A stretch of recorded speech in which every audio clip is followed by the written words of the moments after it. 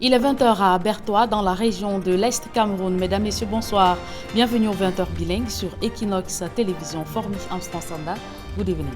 Bonsoir, Julien Bertrissa. Good evening, ladies and gentlemen. Thanks for joining Equinox Television on our bilingual edition of news. We are live from Cameroon's economic capital city, Douala, Equinox Central News Desk. In our top stories, the unwanted hand of death hits Cameroon's National Assembly again.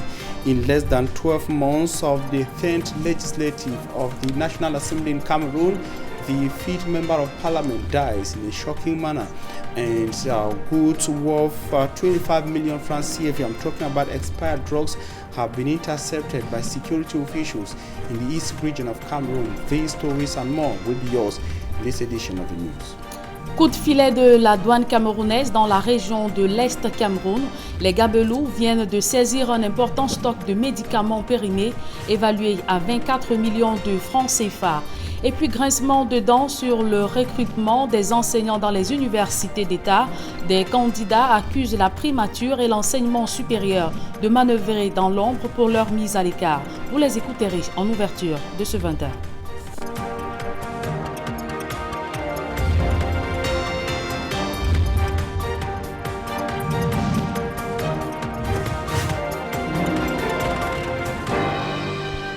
Une fois de plus, bonsoir mesdames et messieurs, merci de nous recevoir chez vous.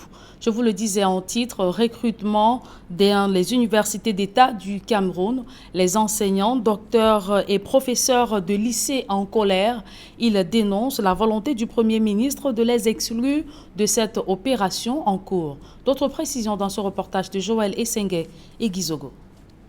Ces jeunes Camerounais sont tous diplômés de l'École normale supérieure de Yaoundé et enseignent donc dans des lycées. Par ailleurs, titulaires de doctorat, ils se voient pourtant contraints de remiser au placard leur volonté d'enseigner un jour dans les universités du Cameroun. Une décision du Premier ministre les met en effet hors course dans le recrutement en cours des enseignants dans les universités d'État. Le processus, nous y sommes. Mais le problème, c'est que nous avons été pas à pas, étape par étape dans le processus. Mais à la dernière minute, une instruction venant du Premier ministre nous a tout simplement épurés. Nous avons été exclus.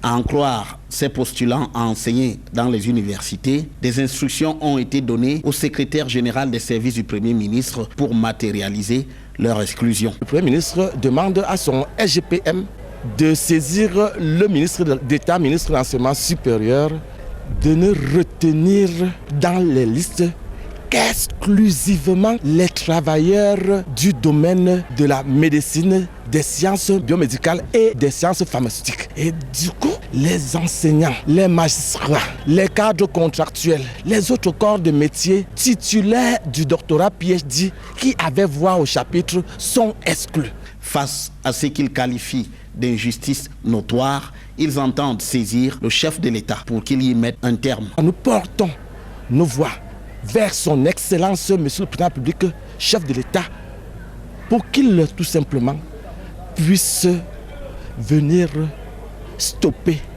les auteurs de cette injustice. Si les docteurs issus des lycées indiquent qu'ils multiplieront les recours, ils envisagent aussi d'autres actions. Nous allons écrire de façon formelle à son Excellence, notre papa, le chef de l'État. Nous allons amplier toutes les institutions. Ça veut dire que les institutions concernées par le processus. Après, nous avons plusieurs autres actions que nous nous réservons de vous donner actuellement. Selon nos informations, ce sont près de 400 titulaires de doctorat obtenus alors qu'ils exerçaient déjà comme fonctionnaires qui sont concernés par cette décision du Premier ministre. Des médicaments périmés en circulation, des agents ou la douane camerounaise vient de saisir un important stock de ce produit pharmaceutique estimé à 24 millions de francs CFA. La marchandise avariée a été détruite à Bertois en présence de Grégoire Vongor, gouverneur de la région de l'Est Cameroun. On voit tout cela dans ce reportage de Benjamin Issam. Ce sont deux cargaisons de produits pharmaceutiques qui viennent d'être détruites à la décharge des ordures de Koumé-Bonis. La première saisie qui avoisine un montant de 24 millions a été effectuée par la brigade mobile des douanes de Bertois le 11, le 12 et le 14 janvier 2021.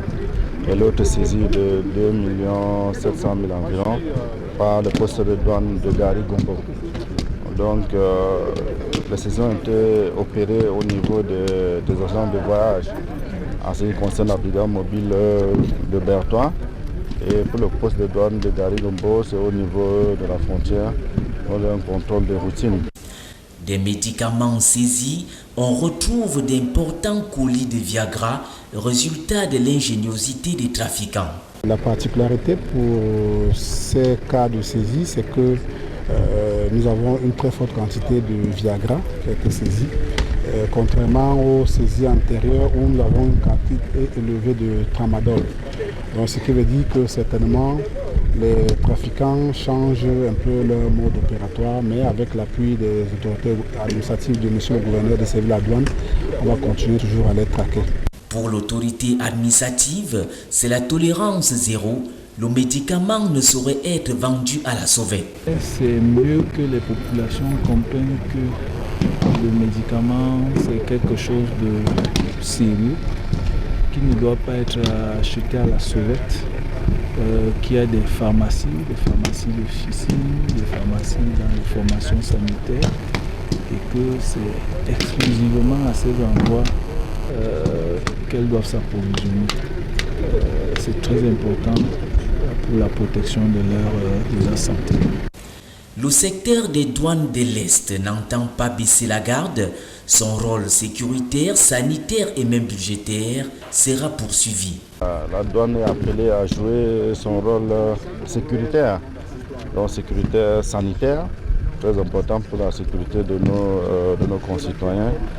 Vous savez, les médicaments imports à la consommation causent beaucoup de dégâts. Et donc, il est important pour nous d'accentuer ce rôle. On n'est pas négligent le rôle budgétaire, bien entendu, mais le volet de la sécurité et la protection de l'environnement est très important pour nous également. Cette opération de destruction de médicaments rentre dans le cadre de la lutte contre la vente illicite des produits pharmaceutiques. Mettons le cap à présent sur la région de l'Ouest Cameroun, où le chantier de construction de l'hôpital de référence de Bafoussam piétine, lancé en 2017 pour 18 mois. Voilà plus de 2 ans que les travaux traînent faute de paiement des factures et d'un supplément des travaux non pris en charge dans le cahier de charges. Du moins, c'est ce qu'a révélé le prestataire à une mission d'évaluation des parlementaires à Bafoussam. D'autres précisions dans ce reportage de Leclerc Saken. Des vomissements des engins, des coups de marteau dans le chantier de construction du centre hospitalier de Bafoussam. Les travaux démarrés le 28 février 2017 pour une durée de 18 mois, sont revenus à 46 mois après plusieurs prolongations. L'entreprise en charge des travaux justifie ceci par le retard de paiement de plusieurs décomptes, les études qui n'ont pas pris certains paramètres du système de fonctionnement de l'évacuation des eaux vannes et usées, la présence d'une nappe souterraine qui a nécessité une solution de drainage. Au délégué régional de la santé publique pour l'Ouest de renchérir que le plateau technique doit tenir compte de la CAL 2022 que le Cameroun abrite. Initialement, était conçu pour la gynéco et l'obstétrique. Ça, c'est l'idée initiale du projet. Avec l'esprit, l'avènement de la CAN et la proximité au stade omnisport de la ville de Bafoussam, on a vu qu'il fallait adjoindre un service de réanimation. Parce qu'au cours d'un match, tout peut arriver. Et puis, la chirurgie, la traumatologie, parce que des fractures et autres. Ce qui signifie que, actuellement, l'idée, c'est 4 entités. Bien sûr, à tout ceci, soit s'ajouter 2 entités importantes, incontournables dans une formation sanitaire, qui est l'imagerie médicale et la biologie. Une mission parlementaire mise sur pied par le président de l'Assemblée nationale a évalué l'évolution des travaux de cette formation hospitalière. Notre présence ici va dans le cadre du suivi, évaluation de la construction de l'hôpital de référence de Bafoussam. Et ceci, c'est dans le cadre du plan d'urgence triennal. Avec l'entretien que nous avons eu avec les différents acteurs sur le terrain, dont nous avons eu beaucoup d'échanges sur la présentation d'abord du projet pour permettre à aux députés de pouvoir s'approprier l'activité. Et puis nous avons eu des échanges sur l'état d'avancement des travaux, la situation actuelle qui, je peux dire en résumé comme ça, est de 97%. L'hôpital de référence de Bafoussam est constitué de 14 bâtiments principaux et 3 annexes pour une capacité de 120 lits. Faisons à présent une incursion au cœur d'un corps d'élite des forces de défense et de sécurité. Des milliers de candidats au recrutement du bataillon d'intervention rapide 2021 ont entamé une marche dite commando qui devra les mener de la ville de Soa dans le centre à Limbé au sud-ouest Cameroun. D'autres précisions avec Guy Zogo. C'est au bout de l'effort que les candidats au recrutement 2021 dans le bataillon d'intervention rapide BIR ont dû aller puiser pour faire partie de ce corps d'élite de l'armée camerounaise. Le 6 février, aux Aurores, la première épreuve, un parcours de 20 km avec une charge de 20 kg de Limbé à Soa, dans le nord et le nord-est de Yaoundé, voit se branler les candidats.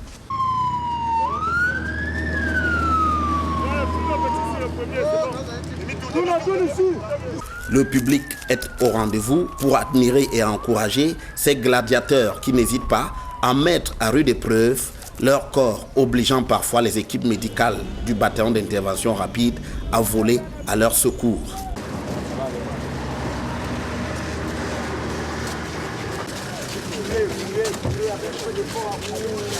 Au bout de cette première épreuve, un candidat se détache du lot avec à la clé les félicitations du ministre de la Défense. Félicitations, Monsieur Silence.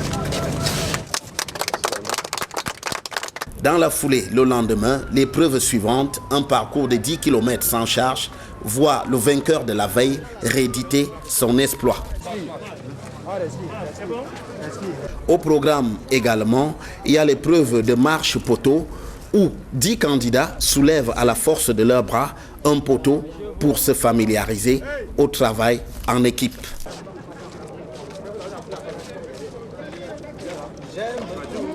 Au fur et à mesure, le tamis passe par là, les moins performants sont recalés. Le 8 février au matin, cette fois, rendez-vous est pris au camp de la garde présidentielle à Obili. Là sont combinés à la fois les examens d'urine et prise de sang, mais aussi les dernières épreuves sportives, dont la redoutable épreuve du grimpé de corde. Un autre temps fort de cette journée aura été la dictée du commando avec des prescriptions impératives aux candidats. Je fais le recrutement des commandos BIR parce que je suis patriote. Quoi? Un commando ne vole pas, virgule.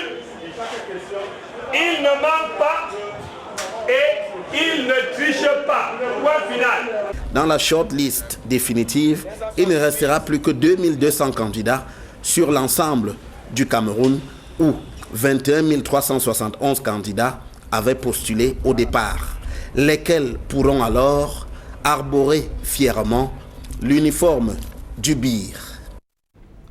Et une note triste au bas de ce journal, l'Assemblée nationale est en deuil. Le député RDPC du Mayo Tanaga, Dibrila Kaou, est décédé ce matin de suite de courtes maladies.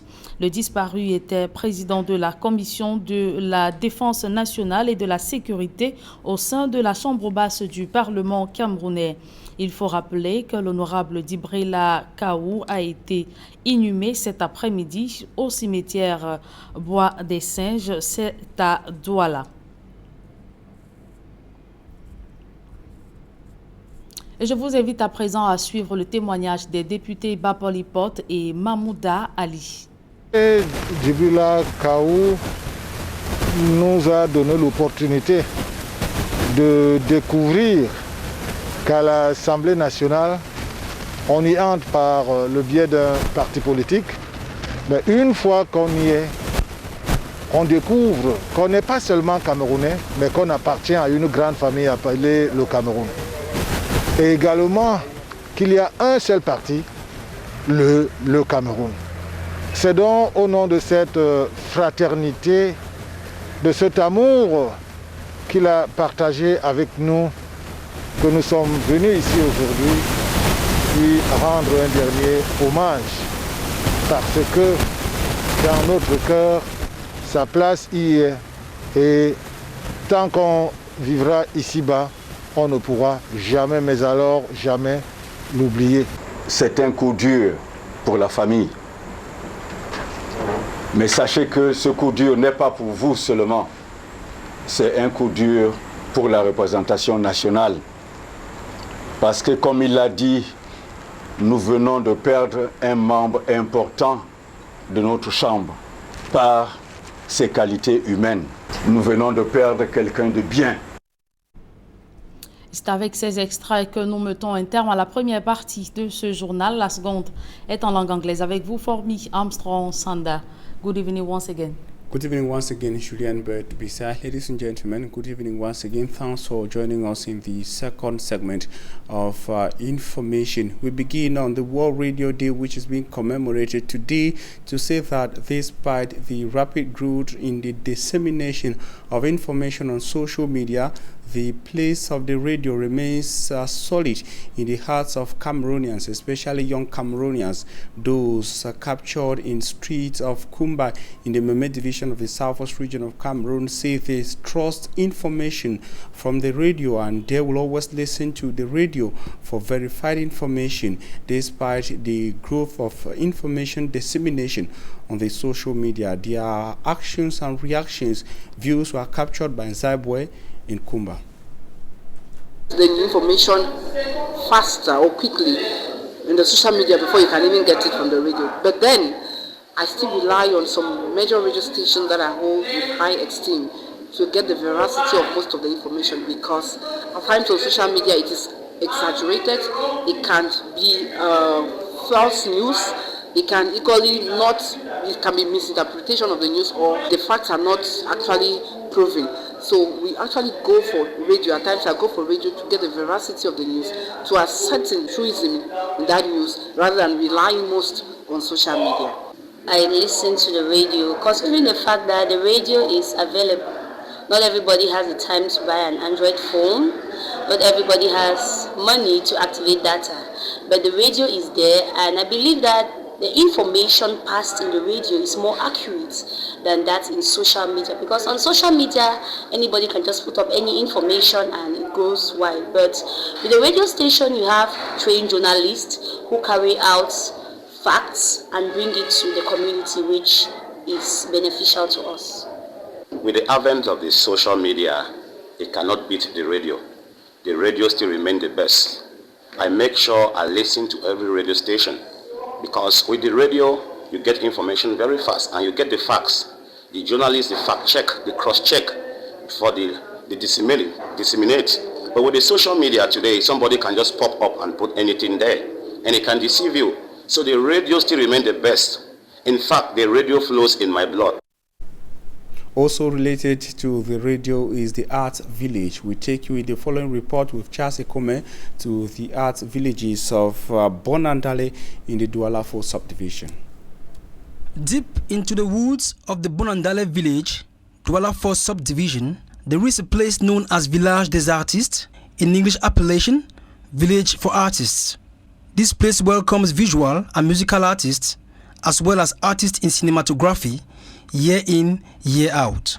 During a tour at the Art Village, we got to meet one of the creators of this brilliant initiative, who has designed the place for art exhibition known as Wema. I'm Joel Mpado. I'm a visual artist, and I've shown my work all over the world, and especially what I'm doing actually is showing my work in South Africa. Because I'm working there with a gallery, with a big gallery in South Africa. So what I wanted was to create the same ambience we have there, here. And this is the reason why I bought this space, and I've created this center. Just like a space of exchange, space of bringing people together, bringing people working on their own project. And the reason why I call it Wema Art Project, which means in Douala, wake up. Joel Mpado, creator of Wema Art Exhibition House, an art technique which he used on one of his favorite and heartfelt portraits. For instance, on this piece, you know, it's acrylic on canvas. This is canvas, and then I'll use acrylic on it, and you have charcoal too. And then I'll fix it with a fixative on top. It's a technique. And talking about what? Talking, for instance, on this one, talking about my grandson. He was talking about going to school every single day. He didn't know what was going to school, and it was for us like a big event, you know. Yeah, this can be, for instance, a topic on this painting especially. Grandson, his brother, and some adult around him. This space equally attracts artists from all over the world due to its cool climate, touristic view, and aboriginal setting. Hi, my name is Saïd Habitat. I'm come from Brussels in Belgium. I met 2 years ago Eric Delphin, who is a writer, a theater director, and also an actor.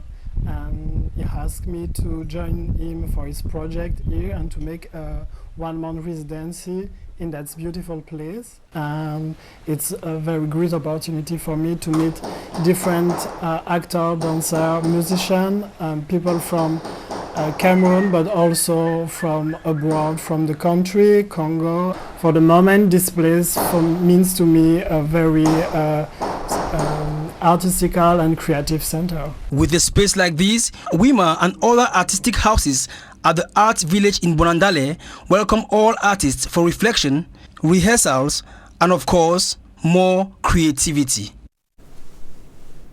Expired drugs in circulation in markets in the Republic of Cameroon. The Cameroonian custom in the east region of the country has seized a huge stock worth 25 million francs CFA in circulation in markets in that part of the country. The products were seized and burned. Consequently, as you can see there in your images, they were seized and burnt by custom officials, and they are sending a loud warning to those involved in the trafficking or the circulation of expired drugs in Cameroonian markets that they shall have no rest until they are all apprehended. And of course, the population was also called to be very vigilant in where they get drugs and from who they get the drugs. It should be recalled that the stock taken were burned in the east region of Cameroon. And I will talk something else. A host of members of parliament today converged in Douala to bury one of theirs, Honorable Djibril Lakao, whose image you see there.